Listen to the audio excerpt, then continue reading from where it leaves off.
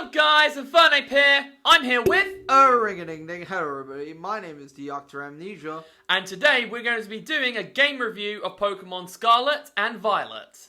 You stole it. We just recorded this. This is the second time we've done it. And he stole it for the second time. Also, you just whacked your microphone. I heard it. Does that have any repercussions? Your poor microphone, man. I just tapped this little bit here. Yeah, it has feelings. Right, anyway, we need to... Let's continue. Right, okay. Right, first of all, I apologise, right? That's the first thing. I apologise because I've been gone, right? I've been gone. First of all, I've been very busy because I've been doing esports, right? I've taken up esports, esports qualification at college, as was explained in my video on my channel a while back. Sorry, I've been drinking a fizzy drink. And that's kept me busy. I've been doing Super Smash Bros. It's been like a lot of training and a lot of stuff, a lot of preparation. So it's been really busy. So I apologise for that. Number two, just apologise on that. I will be getting a mic where I'll be able to record videos again. So thank you guys for being so patient. I will be back to recording very shortly.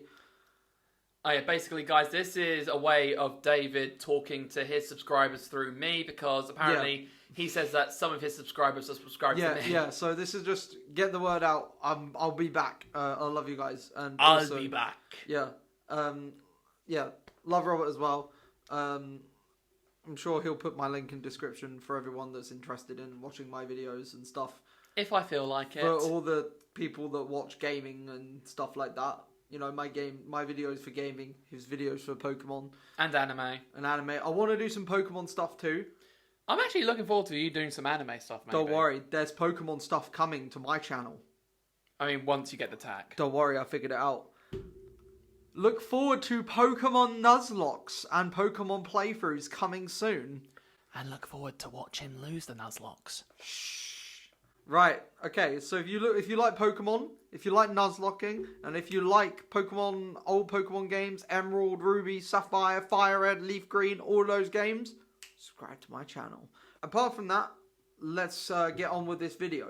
Alright, do you want to talk about what a gameplay rating is, or do you want me to go through that? Gameplay. Game review, yeah. Yeah, so what we're going to do is we're going to look over the game, look what it looks like, how it feels to play, what the terrain looks like, what gameplay features, what supporting features it has, things like that. Yeah, we're going to be ranking each category from 1 to 10 separately. Then we're going to find our average score based on a number of categories. Basically, we're going to find the mean. The mean, yes.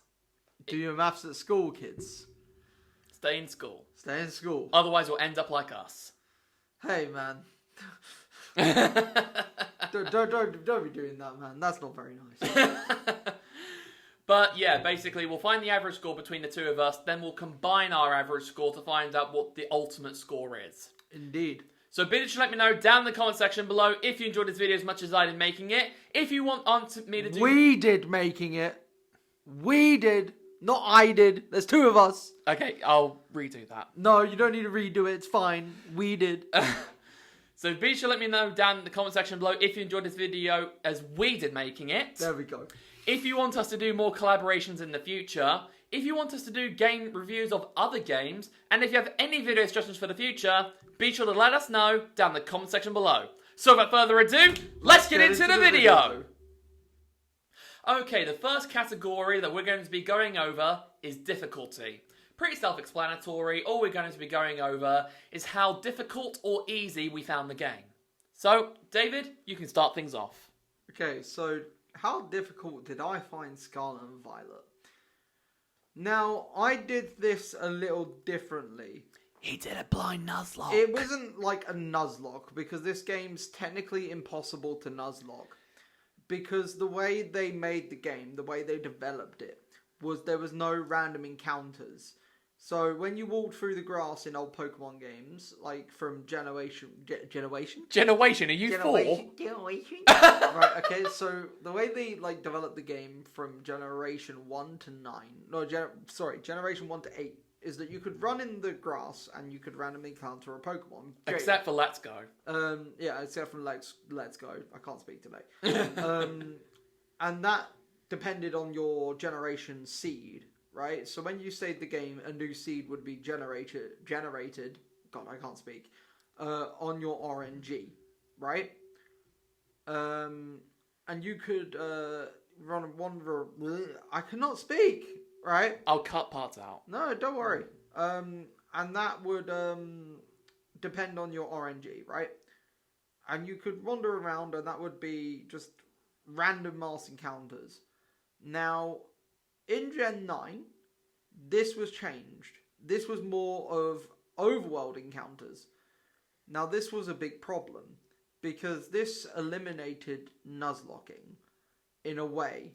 Not completely. Because you could still do monotype. You could still do monotype. And you could still do Gen 9 only Nuzlocke. However, what I decided to do is I decided to choose one Pokemon from each route. Or each area. Each distinct new area that said an area at the top of the screen. And pick one Pokemon from that area. And then if that Pokemon dies, permanently box it. So that's the way I did it, right? And I put level caps on. I mean, if you wanted to do a Nuzlocke, couldn't you just, blindfold yourself and then wander around until you encounter a Pokemon? No, that's extremely inconsistent. Because I could end up just running into a wall. So that's very inconsistent. And if you run into a wall, you'll be glitched out. Yeah. So that can be very inconsistent. When you're trying to Nuzlocke. So the overall difficulty, how did you feel about it? From my perspective, because obviously I put self-imposed rules to make it harder for myself, and even then I found it relatively easy. The only trouble I really had was Larry. Larry, our boy. Best gym leader, by the way. He was my only trouble because silly me decided to paralyze his Staraptor, who had Facade. Because in my defense, actually no, there is no defense. It used Facade on me. To be fair, I clicked Thunder Wave on it before I knew it had Facade. I mean, if for those who've seen my best team video, you would know the best way to get around Staraptor is just use God of War's Thunderbolt. Yeah, so I didn't know that it had Facade, right? Before I clicked before I clicked Thunderwave, because I was like, right, I want to outspeed this thing. So I threw out my my Magnezone. I was like, right, I'm gonna use Thunderwave, right? So I got my Magnezone. I used Thunderwave on it.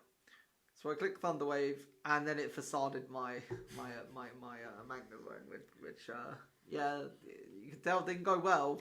Yeah, the first time I took on Larry, my poor Mott accidentally paralyzed it and used Facade. But thankfully, I did have other Pokemon to help take it out. It didn't die.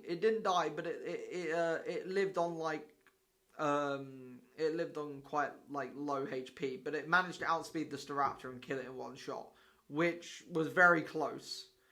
I knew after Thunderwave that it would outspeed, so that was very lucky.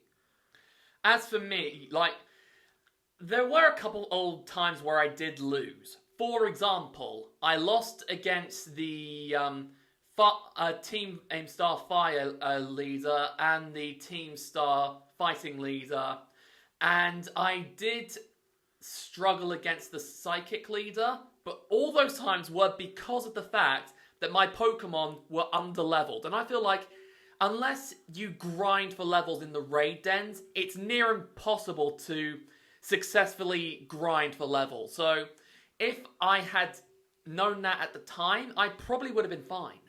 Yeah, I mean, I didn't really have a level issue, mainly because I did level cap. So I sort of knew the levels of the gym leaders before I went into the gym fights. So I didn't really have that issue. I knew what level I needed to be at before I went into the fight. So that's probably the reason I didn't have any problems when I went into the gym fights and the Elite Four fights. Speaking of the Elite Four, I swept the entire Elite Four fights, every single one, with Dragon Dance Gyarados. Boom. Swept the entire thing. Earthquake, Ice Fang, Waterfall, and Dragon Dance. This one still crucifies me that I didn't put Gyarados on my best team, and he still is very angry that I replaced Gyarados with Gastrodon. I mean, no, I'm not angry about it. I think I can see utility for Gastrodon. But Gyarados is also really cool. So I can see like both utility for both Pokemon because Gyarados has Intimidate. Yeah, so, but I needed a ground type to cover Electric. I can see, but then again, Gyarados also has Earthquake, so you can give Gyarados the I just didn't want to take the risk since it's quad effective to the Electric. Yeah, I can see that. But you could also give Gyarados the Terra type Electric, so... Yeah, but you'd have to hunt. No, Terra type Ground, sorry. You'd have to hunt for that, and that'll take ages. That's true. Yeah, but Terra type Ground Gyarados is pretty good. So, let's go over the rating for the difficulty. Since I only found it difficult because I was underleveled, and unless you do raids 24/7, it's kind of hard to level up in this game, I'd probably say this difficulty... I'd probably give it a 4 out of 10. I didn't really have a problem with it. Again, I haven't like battled the final fight yet. I will get round to it. So this is the problem with me not having like finished the final battle yet. I'm sure what Robert will do. He will update you guys on his video when he like has my like final opinion on the final battle. But up until like my like final opinion goes up until the Elite Four and Champion, right? So up until the Elite Four and Champion, I think that it was a very easy game. So because that's where most Pokemon games end. Yeah, that's probably the ending to most Pokemon games. Yeah. And that's where you compare most Pokemon games to. So I'm going to put it up against most Pokemon games to there. Yeah, it wouldn't be fair to compare other Pokemon games and other like generations to the rest of that. So I'm going to compare it up until the Elite Four. So if I'm comparing it up until the Elite Four and the Champion, I'd have to say about 3, maybe a 2.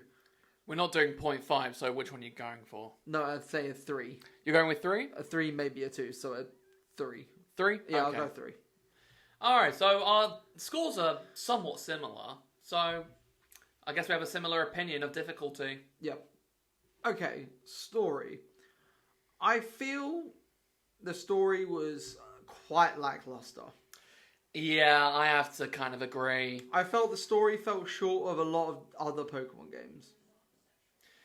I felt the story was not as great as it should be, as what it could have been.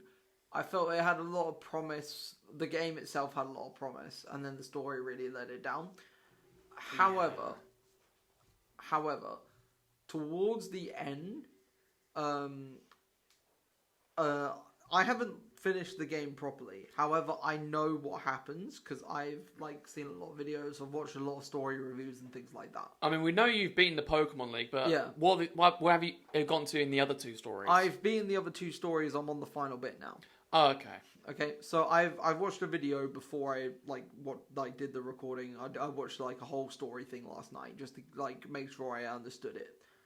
Now the story makes a lot more sense. Oh yeah, spoilers for this, by the way. Oh yeah, I'll put a spoiler warning at the...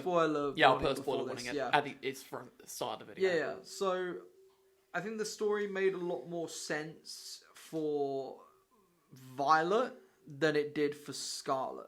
Oh, you thought the Violet story was better? Yeah. I think the Violet story was better. It made more sense for Violet than it did for Scarlet. Because having an AI made by this rock dweller doesn't really make any sense, right? You know what I mean? Having this Terminator looking thing going at it doesn't really make much sense in a past setting. Yeah. You know what I mean? That makes more sense in the futuristic setting. Yeah. So it made more sense in Violet. I think if you're going to have a story, it should make sense in both games. Yeah. And not just one. I think, as one of my friends said, it has the X and Y problem. Where one game it makes sense and the other game it doesn't.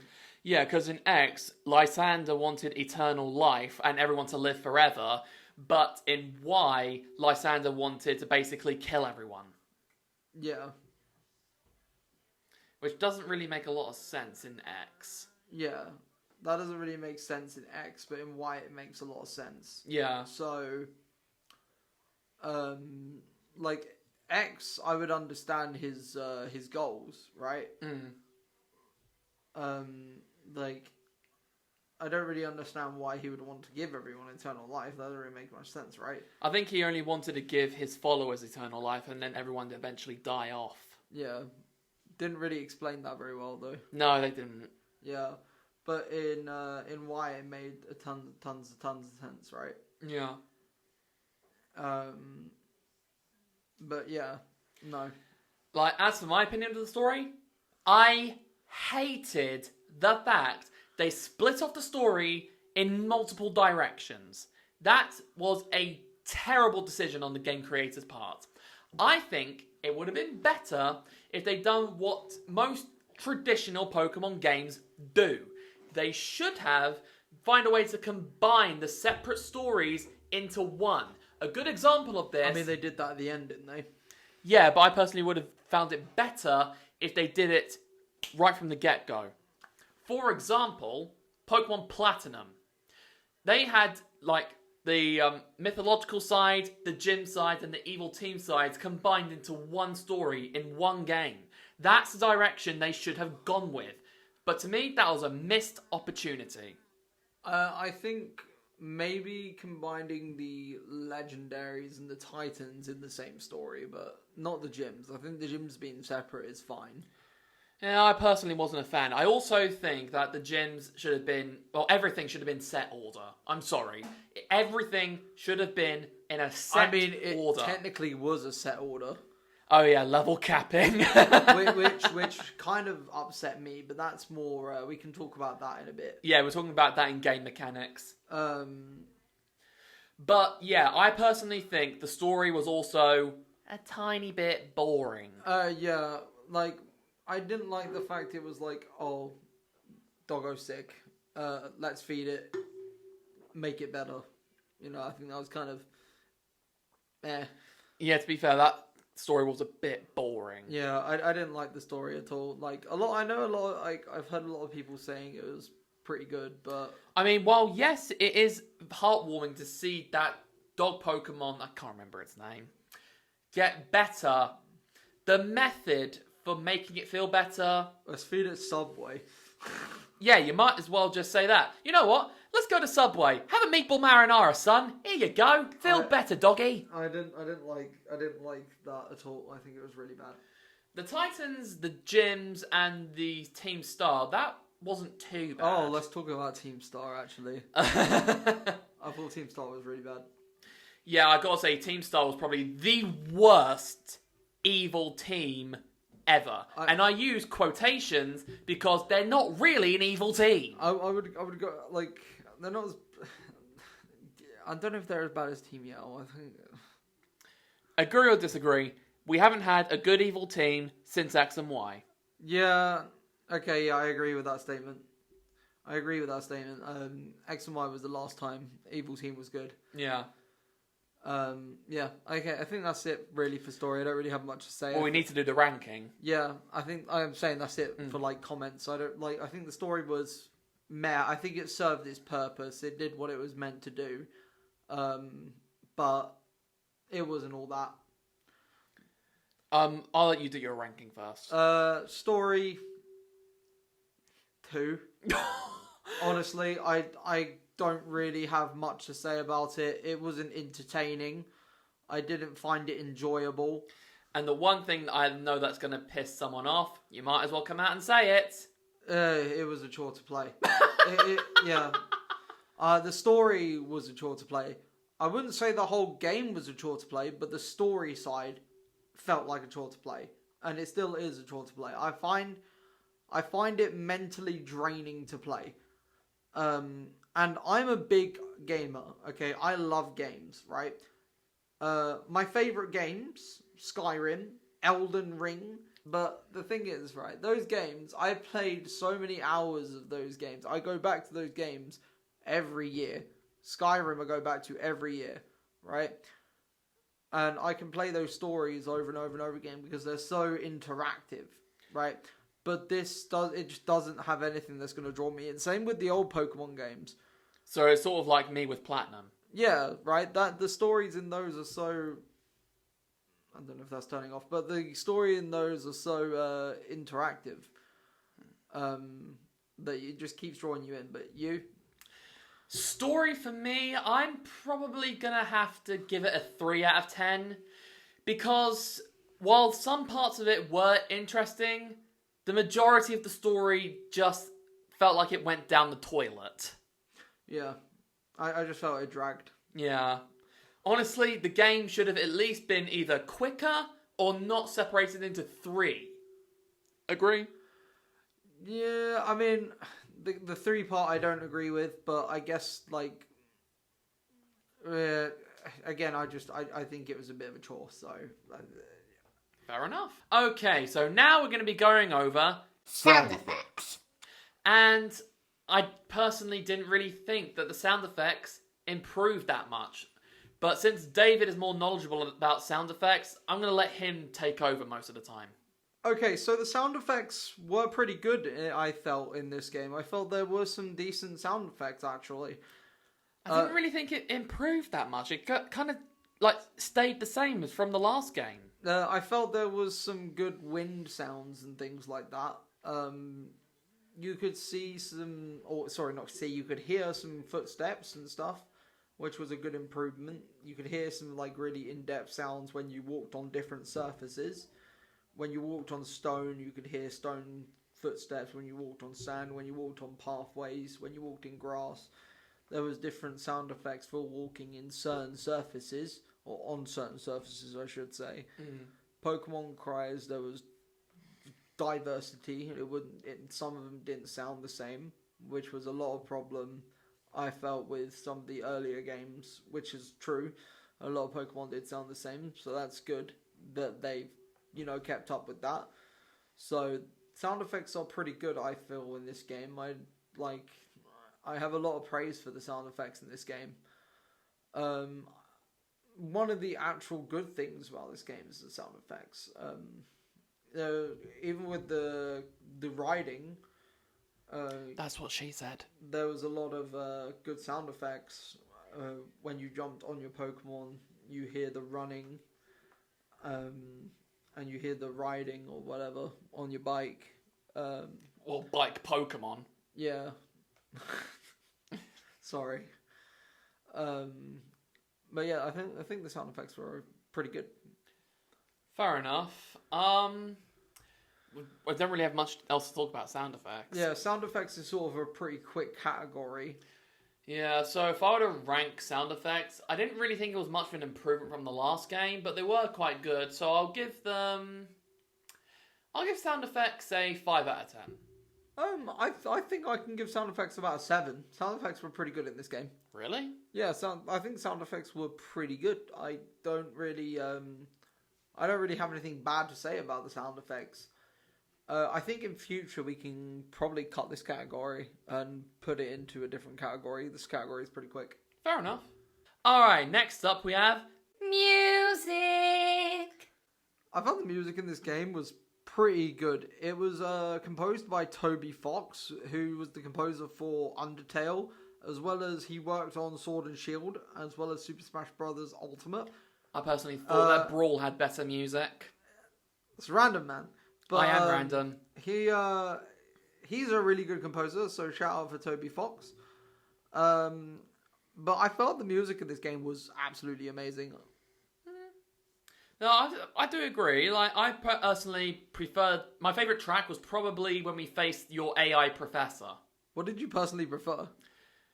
I don't do English, okay? Probably the best soundtrack in the game was definitely when we faced the AI professor. Okay, fair enough. But I liked pretty much all the tracks. I didn't think there was one that I didn't like. Pokemon does this amazing thing with its with its music where it's good. I like all the tracks mostly in Pokemon. Like, I don't think there is a Pokemon track that I dislike. It did annoy me very slightly that when you go into the gyms, when you go and face the Ace Pokemon and the Ace Pokemon terastallizes, it's a remix version of the Sword and Shield soundtrack when they Dynamax. Is that a remix version? Yes. Oh, I thought it was a new track, to be honest. No, it was a remix version. Oh, it was cool though. It was cool. I like that. It was cool. I thought it was Sword and Shield, but I couldn't quite put my finger on it. It's a remix version of Sword and Shield. Ah, okay. So that kind of does take away some points because, originality. Yeah. Yeah, I mean, Toby Fox did work on that game as well, so I guess that he was just using some of his old stuff and remixed it. Yeah. So I guess he's free to do what he wants. It's Toby Fox, I guess. Yeah, so as for the ranking for the music, I'd probably give that a solid... I think I'll give it a 7 out of 10 because I didn't really find any things about the music that I didn't like, but it was alright. I felt the music did its job. It was, like, in some areas, it was very immersive. However, I would have liked different music for different times of day, right? Games do this, okay? Games do this. They do different types of music for different times of day. For night music, you want it to be softer, right? Because it's nighttime, it's meant to be, like, tranquil, right? Like the Pokemon. Tranquil! Right? So you want it to be soft, right? Skyrim does this, right? Skyrim has different types of music for different times of day. You got day music and you got the night music, right? Shout out to Jeremy Soule, amazing composer. He worked on the Skyrim soundtrack, right? So you got the night music, very soft, and you got the day music, which is a bit more violin and a bit more brighter, right? So I would have liked to have seen more of that. And I love the fact that they had different music for different areas. I would have just liked to have seen more types of music for different times of day. That would have made the game more enjoyable for me personally. Just because I like to feel that immersion, right? Because, like, if I'm walking around at night, I just like to feel that soft, more like do-do-do, do-do-do-do-do-do, more soft. I like the fact that different Pokemon spawned at night, but that was a nice addition. Just change the music. So what's your ranking? I'm going to give it a 9, I think. A 9? A 9, yeah. I think just because the lack of night music and day, like night and day changing music, I didn't notice any changing music in night and day. If there was, correct me. I don't believe there was. I mean, assuming Demon watches this video, he'll probably tell us in the comments. But correct me if I'm wrong, but I didn't notice any changing night and day music. If there is, correct me. Alright, so now we are speaking about Animation. Okay, so the animation of this game, oh boy. Let's get the elephant in the room out of the way, and we ain't talking about Don Fan. Okay, so the animation, if the community doesn't know, the animation in this game is some of the worst I have ever seen, or some of the worst that everyone has seen. Yeah, Nintendo has ever put out. I cannot believe this is a finished product. I mean, they even made a public apology. Mm-hmm. That's how bad it was. And think about it this way. BDSP, they never made a public apology about it. But for this game, they did. Yeah, Nintendo put out an official statement apologizing for the bugs and performance issues of this game. So what's happened with the clips and stuff, right? When these things happen, right, the character models sometimes clip through the terrain.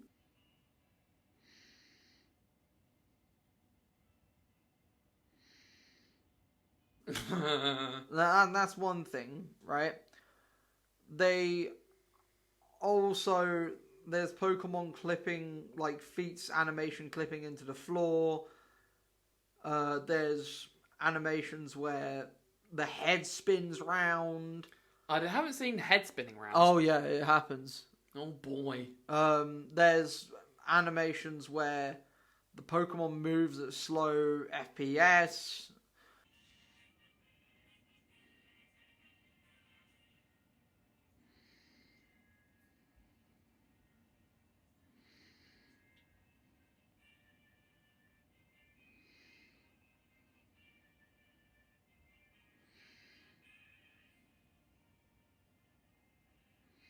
There's so many animation issues in this game. I'm sure when you saw this game, you said FFS. Yeah, I did, honestly. As a game designer, I look at this and I'm like, how can you charge £50 for this?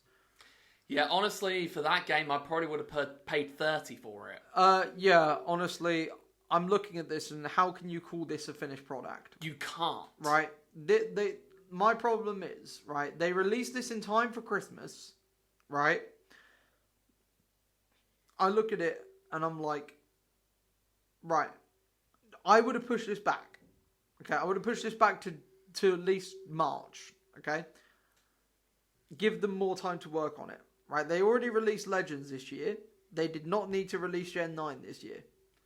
Yeah, honestly, I didn't really see the need to release Gen 9 literally the same year as Legends Arceus. In my opinion, they just wanted to get it out in time for Christmas. That was my opinion. Yeah, they just wanted money. They just I wouldn't say that.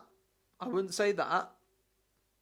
But I think they just wanted to get it out in time for Christmas, which I understand. However, I think it would have been better if they waited, right? And I know that Japanese companies are a bit funny with them holding back games.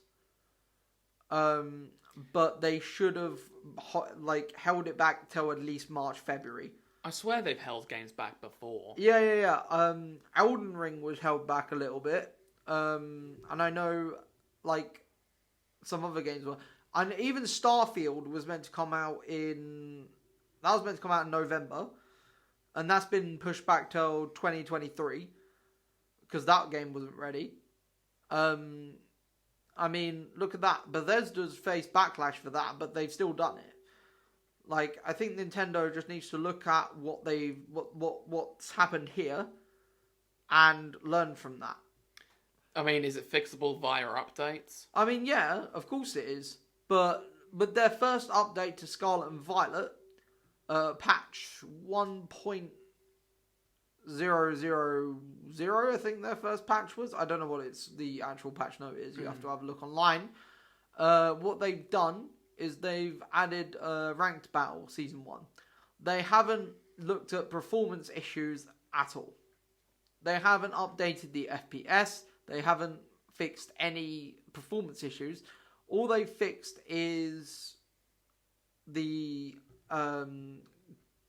glitches that were like cheat glitches. So the infinite red candy glitch and things like that. But they haven't fixed any performance issues.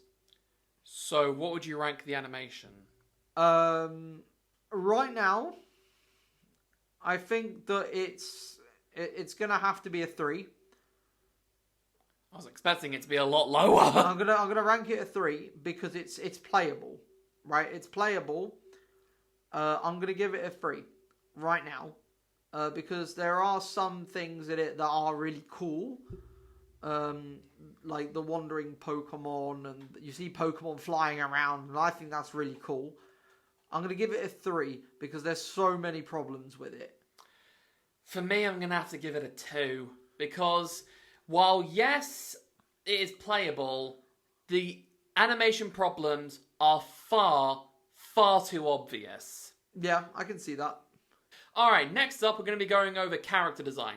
Pretty self-explanatory. We're just going to see if we like the design of the characters and the Pokemon avatars or not. Now, I thought the CACs were very good this year because of the fact that you can get any different hairstyles no matter which gender you pick. Yeah, I'm glad they included that. That was one of my favourite things they've added into Scarlet and Violet. I think that was amazing inclusion for Nintendo. So Nintendo, that was amazing. Well done, guys. Very happy with you for that. Yeah, I'm pretty sure, like, even if you pick the male character, you can even wear a skirt. Yeah, I'm not sure on that one. I'll have to check that one out. But they included, you could have a male character with female hair. That is an amazing win for Nintendo. That's a big W. Great job, guys. Very happy with you. Because that's like a massive, like, big inclusion point. I've been saying this for years, since X and Y came out. Didn't you say that was one of the things you wanted for BDSP? That's one of the things I've wanted since X and Y. Oh, yeah. I think that's also what you said for Sword and Shield, because we went over top 20 things we wanted in Sword and Shield. That's one of the things I've wanted since X and Y, right? And they've finally done it, right? So they finally listened to the community, and they've done it, right? So they've finally had a bit of inclusiveness. Why do you think it took so long for them to do this? I'm not sure. I think that they've had a bit of, like, times are changing. And I think because it's Eastern, Japan's the Eastern world, right? It's sort of a Western idea, I guess. So it takes time for, like, Eastern audiences to sort of understand Western ideas. But I'm very happy that they've sort of gone in with the changing times and they've accepted that, okay, we've got to move with the times, which I'm very happy with because people need to be included. I'm very glad that the LGBTQ community has been included in that, and they haven't been excluded. That makes me very happy, and I think that makes everyone happy that wants to do that. Yeah, so big W from Nintendo there. I think that is like the idea of customizing your CACs to however you want is an amazing feature, and the custom creation screen is amazing this year. As for other avatars out there, for example, the Pokemon avatars. Oh boy, I did not like the design for the Pokemon avatars this year. I personally preferred them in like Sword and Shield and BDSP. What do you mean? Do you mean like how they looked, like how the models moved? Yeah, like how they looked, how they moved, that kind of thing. Yeah, I felt they were okay. I felt they were a bit chubby.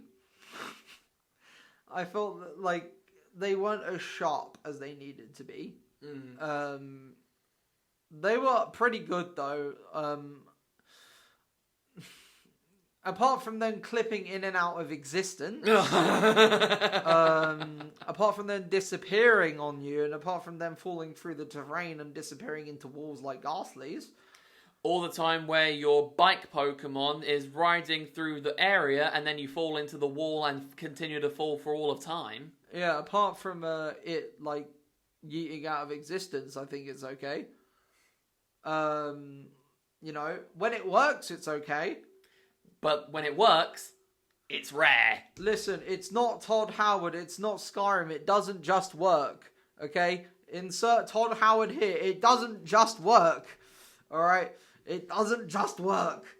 But I think it's okay. It's not like the best, but it's not okay. It might be the worst. I don't know. I mean, if we're looking at the worst, we might as well look at BDSP's character design because the chibi models were okay. Yeah. good. Okay. If we're looking at character design for the models, then yeah, I think that might be the worst. But if we're looking at Pokemon design, I think these might have the worst. Like, not art-wise, but... I mean, a close second could be the original games, but that's only because they were the very first games. Yeah. You got to cut those slack. But... Yeah. Alright, so what do you think rating-wise? I'll let you go first, friend. Oh, thank you so much. You're welcome. I'm not really sure how to rank these, if I'm being totally honest, but If I were to rank them, I'd guess maybe a 5 out of 10. Really? For the characters as well? For the character design? I mean, I'm not really sure. I don't really know what to say. Like, I'd give it at least an 8. At least an 8 for the CAC design as well. I mean, if we the CACs were really good, but I just didn't really like the Pokemon models. We'll meet in the middle and at least say it's 7. I'll go 6. How about that? Okay, right. 6 I can agree. I agree. 6 I see then. I'm gonna go because I think I would say a 10 if the Pokemon things weren't involved. However, because we're talking about Pokemon designs as well, that's gonna drop it to an 8, right? Alright. The Pokemon drop it to an 8, right? Because the CACs were so good, right? The CAC designs were so good. I'm gonna give it an 8. Okay. And now we're talking about level design. Okay, right. So level design, I felt... right, here we go. Better get comfy, lads. Okay, so the level design in this game was something, right? So the terrain... here we go. Right, so the terrain felt a bit plain, okay? It felt... a lot of it looked the same to me. The areas looked like they were repeating, especially in the plains biome, right? So the plains biome is basically your grassland, right? Every grassland you was in looked the goddamn same. It was like Planet Namek all over again, right? Everything looks the goddamn same on this goddamn planet, right? Racist. But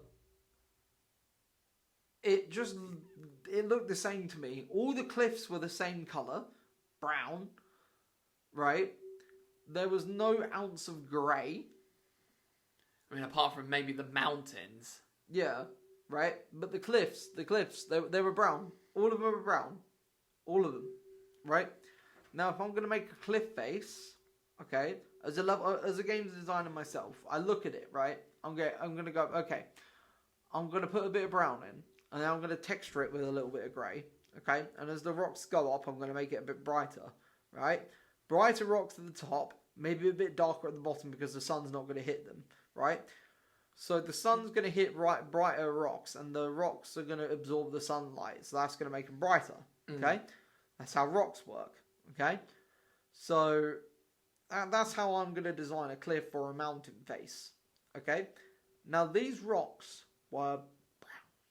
they were it was just brown, right? Yeah. And this made it very boring to look at, right? And the textures were so plain. I could have gone on to Texture Haven myself and textured these myself. I could have made these cliffs better myself. That's quite a proud thing to say, dude. Yeah, but I could have done it myself, right? I could have gone on to Unity, right? And I could have made it better myself. I guarantee you, if some massive fans of Scarlet and Violet see this, they're going to say, go on then, do it, make a better game, do it. I mean, I can make a better terrain, right? I couldn't make a better game because I'm not at that level of programming. However, I could make a better terrain, right? I know how to do that. I've done that, right? I am a game designer. I wasn't a game designer myself. I was a game designer. I did a course. I know how to do this stuff, right?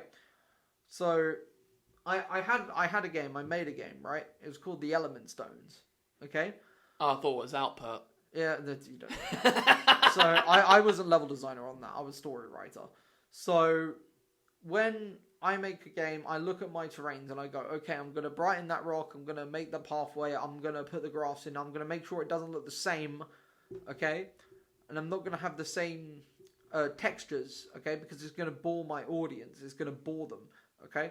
And even for the desert areas and stuff, it looks so plain, that, okay? I don't want to look at the same goddamn rock textures, okay? I want variety. If we look at Skyrim...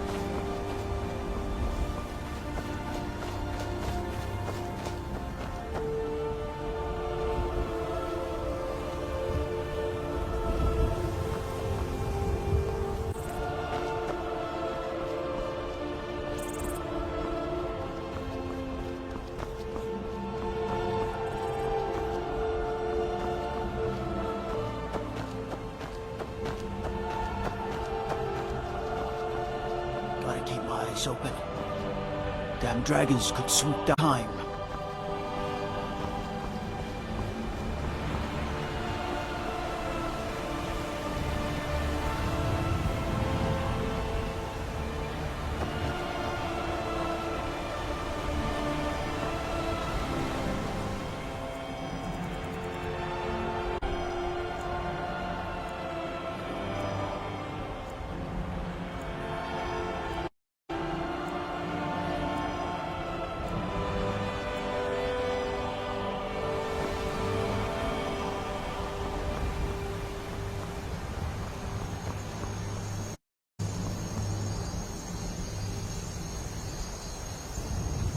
We have a look at these. These are beautiful, okay? You got some rocks, some rivers, some lovely textures, right? These are beautiful textures, okay? I want something like this. Now let's compare Scarlet and Violet.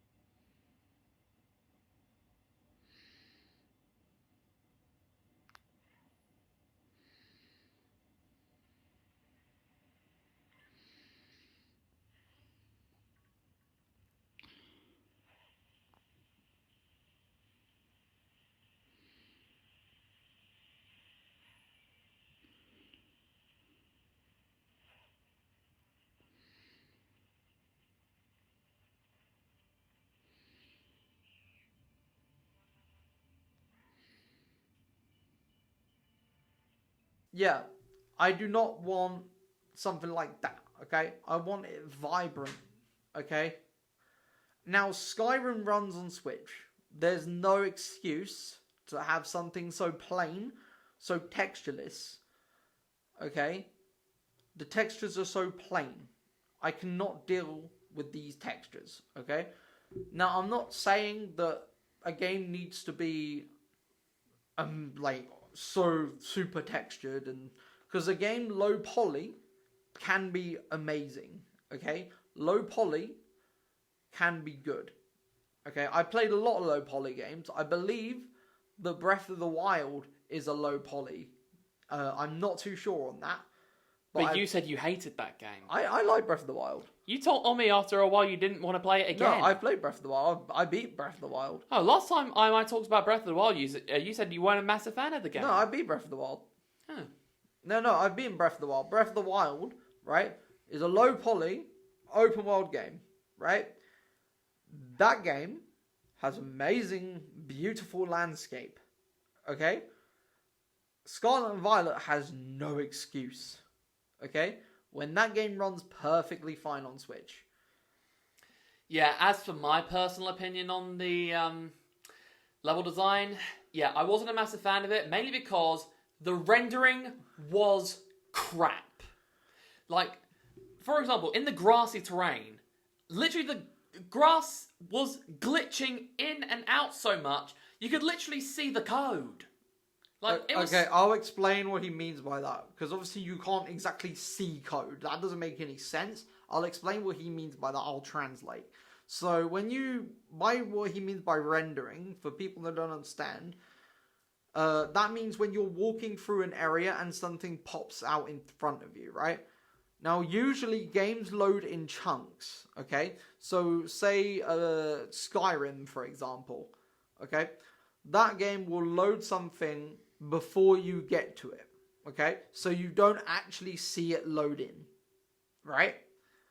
It will do a good job in doing that. Okay? So you won't see, say, a bit of grass loading in front of you. Right? Because it will have a screen to load that in for you. Right? So it will have a loading screen. But with Scarlet and Violet, it doesn't do that. Right? So you'll be running through the open world, and as you're running forward, the grass will load in front of you. The load distance is so small that you can actually see it loading in front of you as you're running through the grass. We'll put a clip on screen.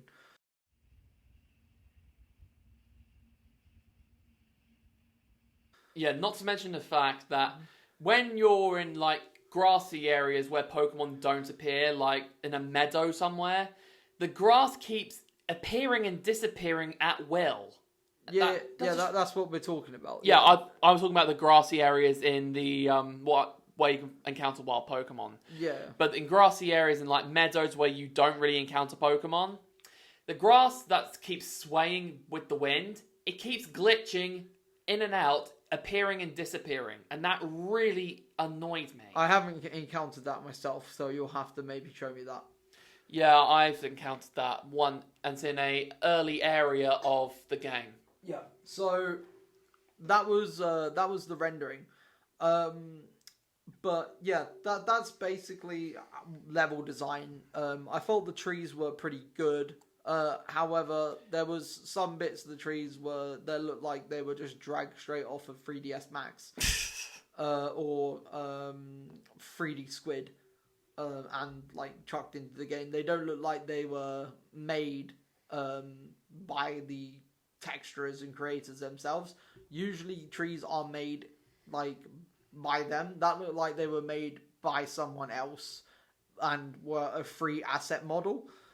So, you know, that doesn't bode well. But if they were made by them, that was pretty poor. You know, I've seen better trees, low poly trees that are free. So that's not good.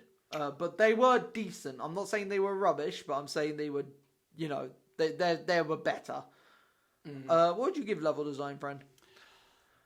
I'm not really sure. I'll let you go first this time. I'm going to give the level design a 5. I'm going to give it in the middle, smack bang in the middle. I didn't think it was anything special. I didn't think it was like... because I like the open world. So I didn't think it was rubbish. I didn't think it was amazing. So I'm going to give it a 5. Because I think it was a good step for Nintendo to make it open world. I think that's a great step for them. However, I think that they went the wrong way about it. And I think it might have been rushed. So I'm going to give it a 5. For me, I'm going to give it a 4. Mainly because of the fact that the glitches were so obvious, occurred so much, and if you know me well, I hate all open world games. Oh, that's a big statement. I'm sorry, it's just true. Alright, this one's actually going to be a new category we're introducing, called accessibility options. Accessibility options are basically options that help people with disabilities or just help the game run better. By that, I mean just enhances your experience as a player. Or so it's essentially like how like camera controls, volume, stuff like that. And when he says like additional needs, he means someone maybe like autism, ADHD, that kind of thing. Yeah, colorblind people, things like that. So I feel this game had a lot of different options. It had things like volume control. It had Pokemon Cry volume. It had loads of different things, right? It had text speed like it usually does. However, it got rid of a lot of different options that it used to have. It got rid of set and switch. It got rid of battle animations. Like, you could turn those off in the old gens. And it got rid of that. I believe you could turn those off in Sword and Shield. It got rid of those. You used to be able to turn those off. I think that is really bad that they got rid of those options. Considering people do like to play it with those. But it also got rid of something called, the shiny sound, Rob? Oh, yeah. We were talking about this when I was on the way to his. So people with colorblindness, this is where you can't see colors very well. Like, this is quite personal for Rob, I think, right? Yeah, like my dad, he's colorblind. Like, he's not as bad, but he does find it difficult to tell the difference between like pick colors like blue, purple, and black. Yeah. So people with that issue, right? When they can't find shiny Pokemon, right? There's no sound to indicate that they have no shiny Pokemon. How are they gonna know the difference, right? Yeah. There's no sound like that. There should be an option to turn that on. I think that's a really big issue. It is a small issue maybe, but I think it is kind of a big issue. I don't really think shiny Pokemon are all that, in my opinion. I love shinies. Yeah, but for people that care, Like me. Yeah, for people like Rob, say Robert was colorblind, right? You're not. I know. But say if he is, right? And he couldn't catch shiny Pokemon, how would that make you feel, right? That'd make me feel pretty sad. Yeah, so say if he went colorblind, because I know people can develop colorblindness, right? So say if Rob went colorblind, and he can, like, catch shiny Pokemon, that would make him feel really sad, right? And there was no option for accessibility features to turn that option on, right? That would suck. Yeah. Right? And and I was like, dude, that's shiny Pokemon you missed there. And he was like, no, it wasn't. That would suck. Yeah. Right? That would suck. I think that would, I think there needs to be an accessibility feature. As for my take, I didn't really think the volume control was really necessary. Really? Yeah, I honestly didn't think it was that necessary. I mean, people with ADHD and autism might need it. Possibly, but from my point of view, I didn't really think it was that necessary. Also, I didn't really mind that they took away the set switch option, but I can understand why people would not like that. For example, Nuzlockers. I see. I didn't mind it because I could just keep my Pokemon out, but it was annoying. It was really irritating. It was like, oh, do you want to switch? No, I don't want to switch. Go away. Leave me alone. Let me play how I want to play. It was very irritating. Although, there is a feature that I really like. The skip cutscene feature. I didn't really think that was necessary. I think it's necessary. Why? Because speedrunners, my friend. Oh, yes. Speedrunners. It gives speedrunners something, right? Something that speedrunners love to do is ignore cutscenes, my friend. I feel like what Pokemon was trying to do with this game, they were trying to make a game catered to everyone, but also in the same process, kind of flopped. Yeah, it kind of, it killed a lot of different groups, but it also, it made a lot of people, basically that. I can't speak English, but yeah, basically that. You're better off speaking Japanese. Yeah, I am, yeah, probably. For my ranking, I'm probably going to give this a 5 out of 10 because I didn't really see that many things wrong with it, but I didn't see many things right with it either, so I'm neutral on it. One more thing they should have added is a auto skip feature. Fair enough. Because I hate pressing the A button repeatedly, and I think they should have added this years ago. So your rating? My rating, probably a 5 out of 10. I think that is something. Actually, no. 4 out of 10. I think 4 out of 10 is fine. Okay. Because they took away set and switch, which is something they've had in every other gen, and they decided, oh no, we're going to take it away now. So 4 out of 10 is something that's fine. Okay. Sorry about the lighting. Lighting outside was getting crap, and I kind of forgot to turn my lights on. Yep. So lights now on. All right. So the next category we're going to be talking about is game mechanics, and David's going to explain what game mechanics are if you do not know. Okay, so game mechanics are basically how the game works, what's in the game, like the main features, like core mechanics essentially. Yeah. Like, moves and things like that. Would you like to go first, or do you want me to go first? You can go first, bud. Oh god, the riding Pokemon kept bugging out more times than... Oh, I can't say what I was going to say because that's offensive. Don't say it then. But yeah, like, it glitched out more times than I could count. Like, it was so noticeably bad, it was unbelievable.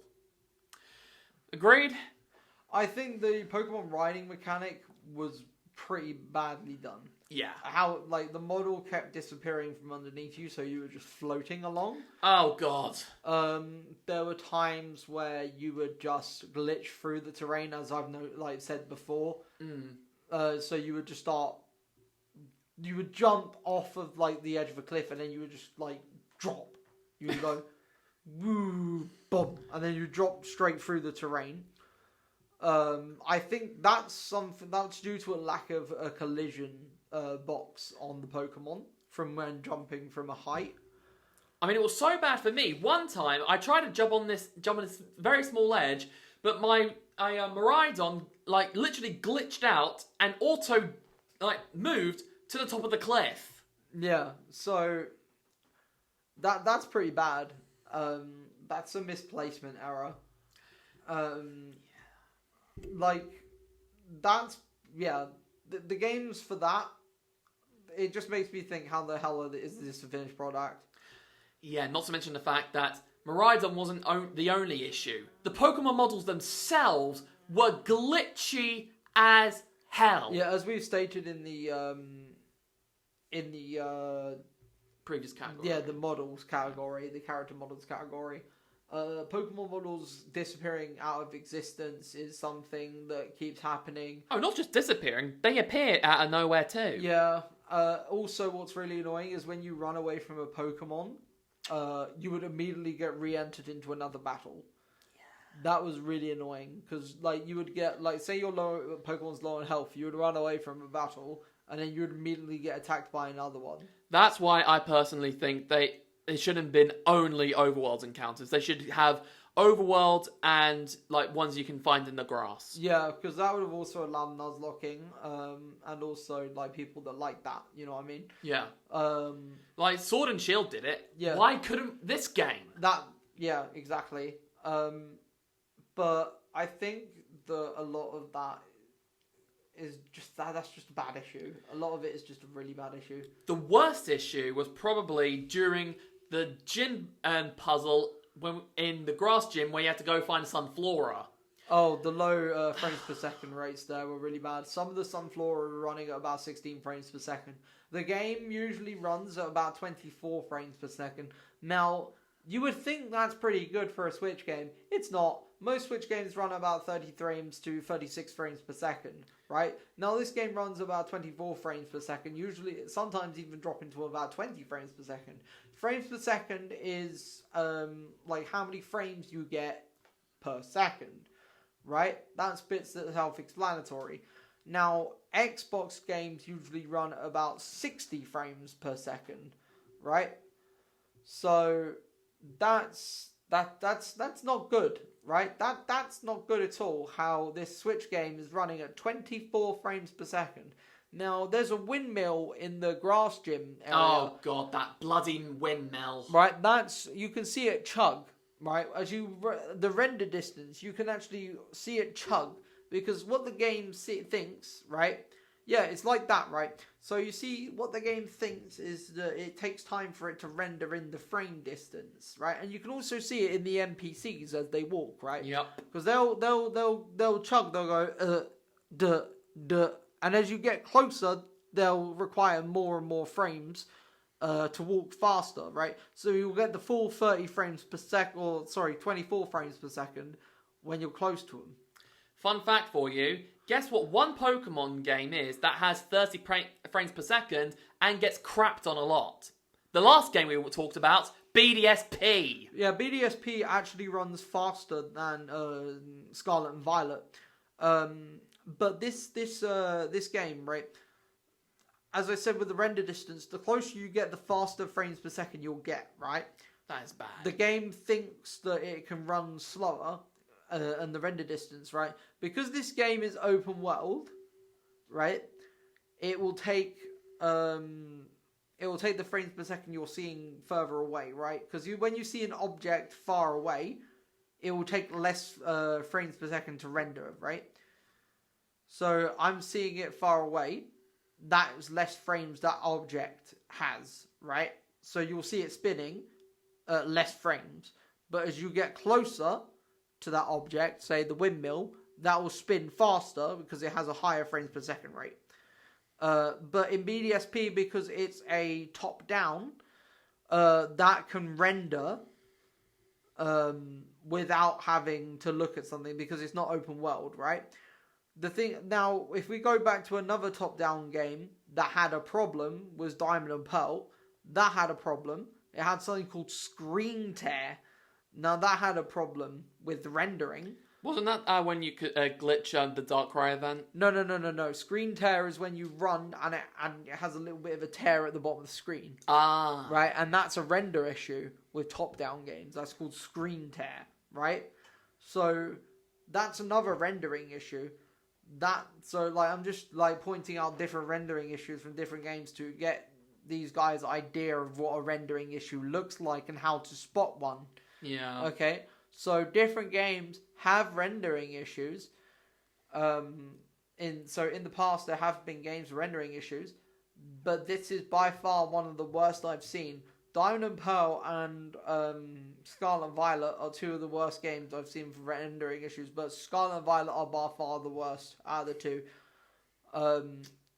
24 frames per second is awful for a modern day game. I am horrified by that aspect. Another thing that I really didn't like is, well, the main mechanic of these games. Terastallizing. Okay, we're going to have a very different opinion on that. Yeah, I know. Design-wise, I dislike it. However, mechanical-wise, I love it. I just hate it in general. I think that it balances the game in competitive. However, we don't talk about terrestrializing Shedinja. Okay? We do not give Shedinja an air balloon with terrestrialized electric. Oh, God. That would make it so busted. Well, I mean, don't forget if Swallow was in the game. Oh, God. Yeah, we may need to talk about that in the future. But Yeah. let us know if you want to see some Pokemon battles between me and Rob. We might be doing that. Yeah, definitely. We're trying to sort that out for this channel. But anyway. Yeah, honestly, in terms of design and the mechanic itself, terastallizing is my least favourite game mechanic in any Pokemon game. Really? Really? Yeah, I prefer Dynamax and Gigantamax to this. Damn, man. I have to disagree with the Gigantamax. I think the design-wise, Gigantamax is really cool. Dynamax is just them bigger. I don't really like Dynamax, but Gigantamax is better than Dynamax. What's it called again? Terastallize. Yeah. I was about to call it Crystallize. Personally, I think if it was crystallized, it would have made more sense. But Terastallize, I like the mechanical idea behind it. It makes sense in my mind. I believe I had a similar idea when I made my game pitch. Yeah, basically, in my friend group, we all decided that me and David would have this little debate who could make a better game between me and him. And one of his mechanics was to actually turn his Pokemon into a diamond crystal type substance. Yeah, it was, and then they could put a status condition on the Pokemon. They could choose to put a status condition on one Pokemon in the team using a crystal ring. Yeah, I remember. That's very similar actually to what they actually did, but not to what they actually did. Another thing I didn't really like is the raids. Now, there are some parts of the raids that I did like. Please don't kill me. I'm not going to kill you. I'm just questioning you. Well, the raids themselves, they were good. Okay, right. But good. there is a but. I would have preferred it if the raids weren't as spread out and there weren't as many. Okay, all right. Yeah, you've redeemed. Because personally, having raids all throughout the entire region, that is ridiculous. All right. Okay. Right. I'll let you continue. Just to explain yourself, and then. I personally would have preferred it if it was similar to Sword and Shield, where basically in the main end story you have raids in one certain area, or in the DLC where they weren't as spread out. Like, I personally would have preferred that. Okay, right. One thing I agree with is having a raid hub. Right? A raid hub would be good. Right? Maybe for like the super hard raids, having a raid hub.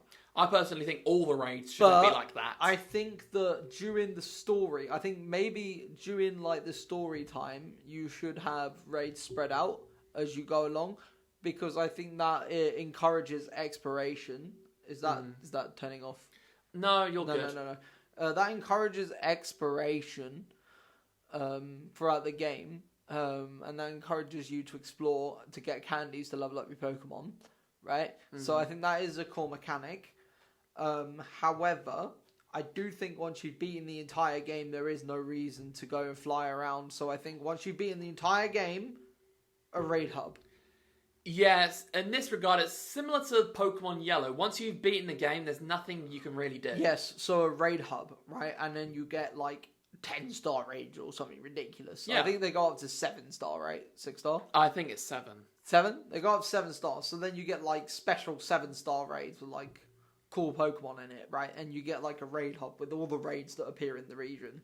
Yeah. I think that would be good because there is no reason to explore. I mean, then again, that's what they want you to do. They want you to fly and explore the region. One thing that another thing annoys me about the raids, I think that when you beat a raid Pokemon, they should have dropped TMs as a drop item. I disagree with that because obviously it is meant to be an RPG. You are meant to go and kill Pokemon. You are meant to get the required items to make those TMs. It just takes too long. But for an example, let's say you have an impatient child who just does not want to go out of their way just to find the specific Pokemon, just to knock them out, just to get the specific item to make a TM for Pokemon that they have on their team. It teaches the child patience. I personally feel like it would have been better if we just worked for Is this impatient child you? No, because I'm 22. I'm a man.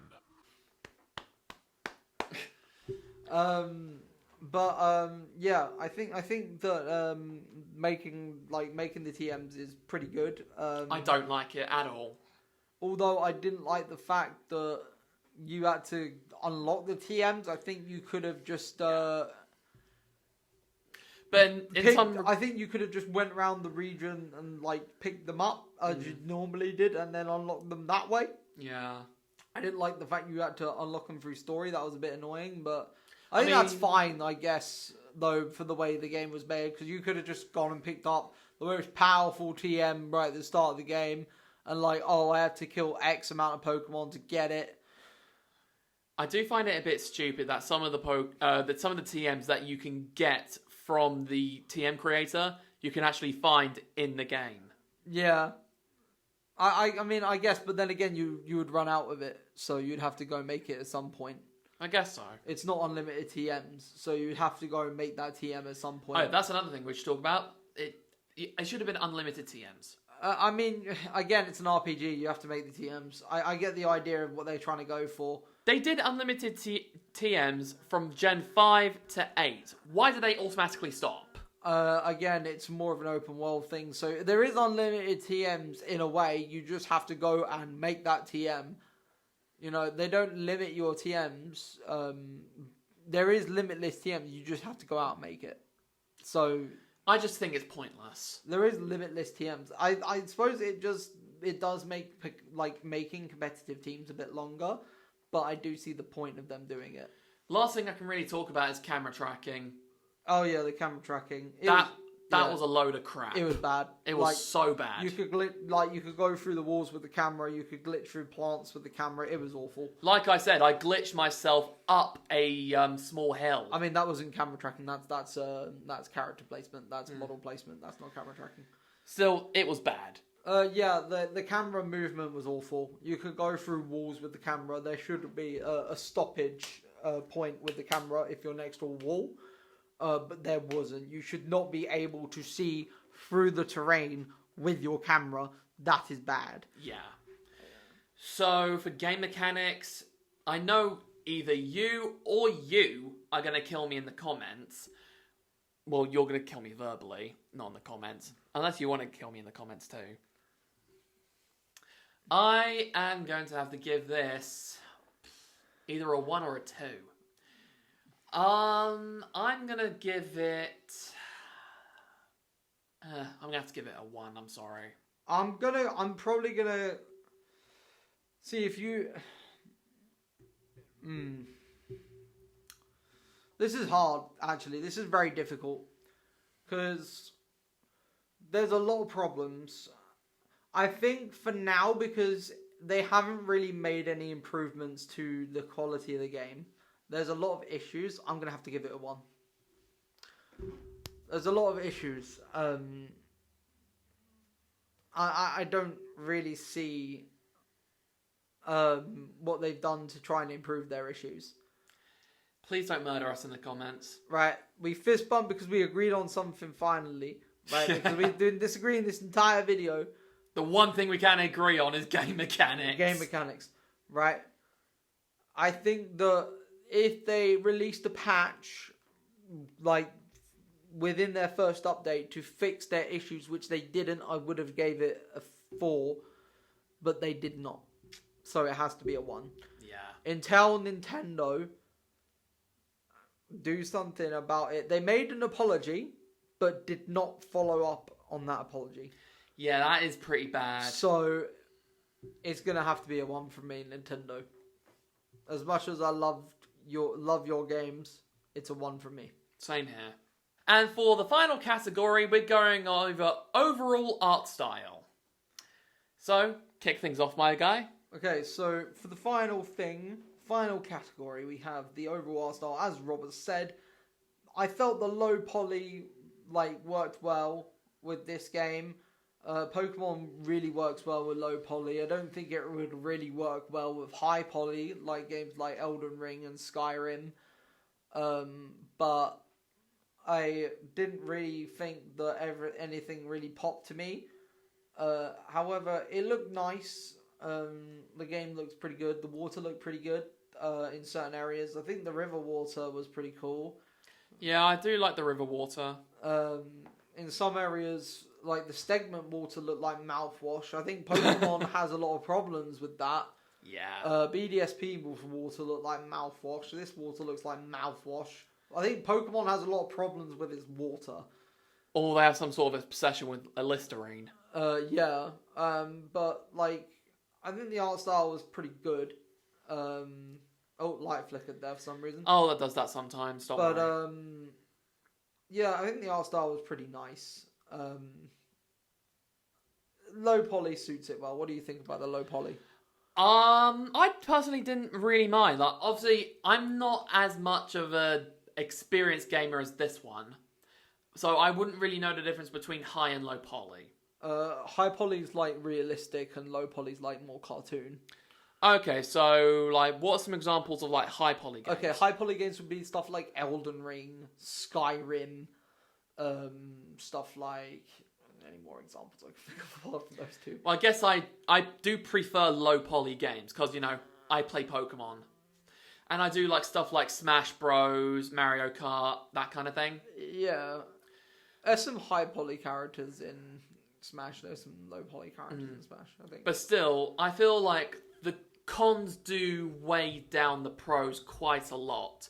For example, the bugs and glitches are far, far too noticeable. Yeah, I think that really is immersion breaking, would you say? Yes, I do. Yeah, I think that really takes you out of the world and brings you back into the real world, which sort of really takes you out of it. Yeah. And reminds you, hey, you're here, not there. Yeah. Which something an open world game needs to do is bring you into that universe and say, hey, I'm a Pokemon trainer, man. This is what I am. This is who I want to be.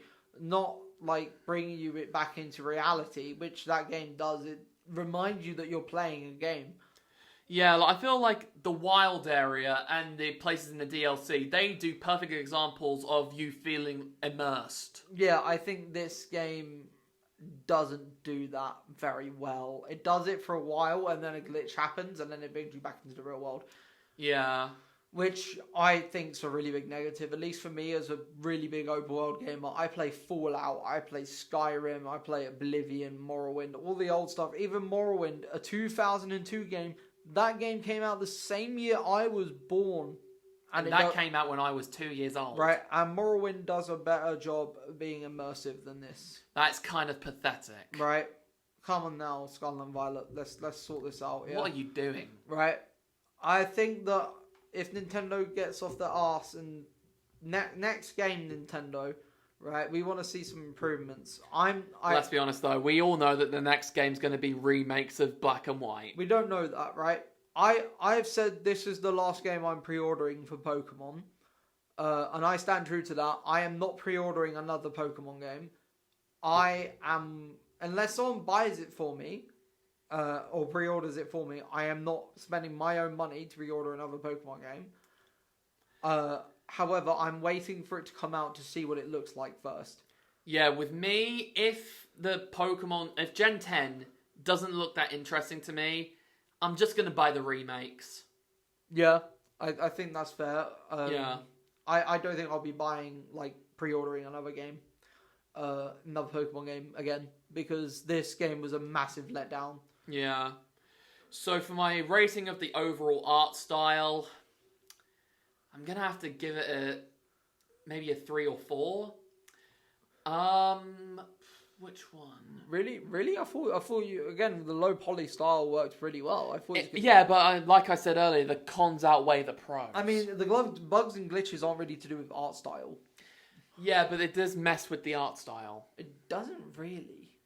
It's not to do with art style, that's separate. What would you rank it then? I'd probably rank it at least a 7. A 7? Yeah, because it's not to do with the bugs and glitches. Yeah, I guess so. So if we're not including the bugs and glitches, if the overall art style, I think I'd give it a 6 out of 10. That's fair. Yeah, because it's not to do with bugs and glitches. So I think as an art style itself, a 7's nice for me. It's nice round 7. I mean, it's not round, but you know. I feel like 6 is a good answer to. Yeah, a 6 is fine. Yeah. Okay, now for our overall score. So I'm going to go over my individual score. Dave's going to go over his individual score. Then we'll combine our scores to find out what it is. So since there's 10 categories, the maximum amount of points we can get is out of 100. So for our individual scores, my total score on average was 4.3 out of 10. That's pretty. I think that's pretty all right. I think that's not bad for the game. All right. My one, surprisingly, was 4.9 out of 10. So it was higher than his. By 0.6 points. Yeah. Right. And, our overall score. Overall score. So this is out of 100. It's 46 out of 100. 46 out of 100.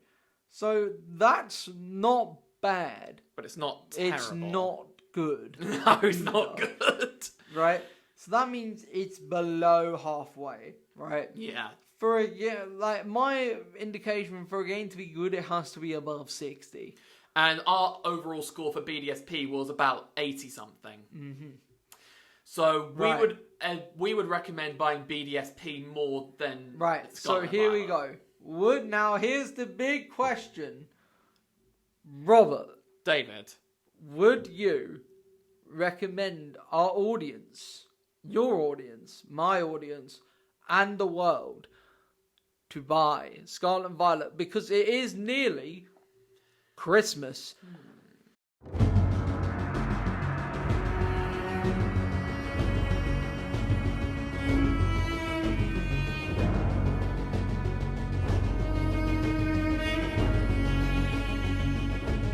Absolutely not.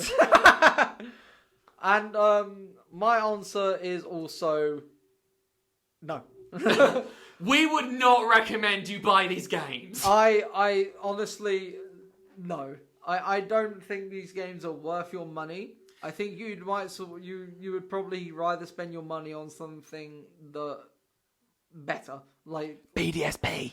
like you'd probably want to go and spend your money on like some of the old Pokemon games. I recommend Pokemon Black and White, Pokemon Black 2, Pokemon White 2. I recommend Pokemon Platinum. That's a great game. I recommend Pokemon Heart Gold, Soul Silver. They're very expensive though. They're like the rarest Pokemon games in the world currently. I recommend X and Y. They're pretty good. Some of the old games, right? If you want to buy a Pokemon game, if you want to buy other games, Elden Ring won Game of the Year this year. Amazing game. That's only if they have an Xbox though. No, the Elden Ring is on PlayStation 4, PlayStation 5, Xbox One, PC, and it's on Xbox One. But keep in mind that we're doing this for Nintendo Yeah, viewers. that is for everyone. This is for everyone that watches. Is it on Nintendo? It's not on Nintendo, but it's for everyone. Oh, fair enough. So if you're gonna go play that, I recommend that. I mean, games I would recommend playing is definitely Platinum, Heart Gold, Soul Silver, Omega Ruby, Alpha Sapphire, X and Y, maybe even Ultra Sun, Ultra Moon. Maybe even buying the older Pokemon games, playing Fire Red, Leaf Green, Sapphire, Ruby, Emerald. I mean, even playing Skyrim. Skyrim's on the Nintendo Switch. There's so many other games to buy this Christmas. Honestly, I'd just recommend buying a DS before the eStore closes and download some of the original Pokemon games. I'd recommend these games more than Scarlet and Violet. I think that you're better off spending your money elsewhere. Indeed. I think that's it for this video. Yeah, well, there you have it, guys. Hope you enjoyed the video as much as we did, and be sure to let us know down in the comment section below if you think we mixed ranked a category, if you enjoyed this video as much as we did making it, how you found these games, if you would recommend people buying these games or not, and if you have any video suggestions for the future, be sure to let us know down in the comment section below. And we hope you have a very Merry Christmas. Indeed, because this video should be dropping around or before Christmas time. I don't know when I'm planning to upload this. Yeah, hopefully, yeah. All right, I hope you guys have a Merry Christmas. This is recorded on the 20th of December. So by the time this is up or gone, Christmas Eve should have just been before or after this has been up. So it all depends on my uploading schedule. So Merry Christmas, Happy New Year whenever you are, wherever you are. And that's all we have time for. So, did you enjoy the video as much as we did making it? If you did, be sure to give it a massive thumbs up, comment down below, share this video with a friend, and if you're new, subscribe to my channel, Been Inferno today. Also, be sure to go subscribe to David. Dr. Amnesia. Yeah, I'll leave his channel down in the description below. Okay, that's all for now. So, until the next time, this is Infernate. This is the Dr. Amnesia. Signing out. Bye-bye. Okay, so now I'm going to pay you in gummy bears. Yay!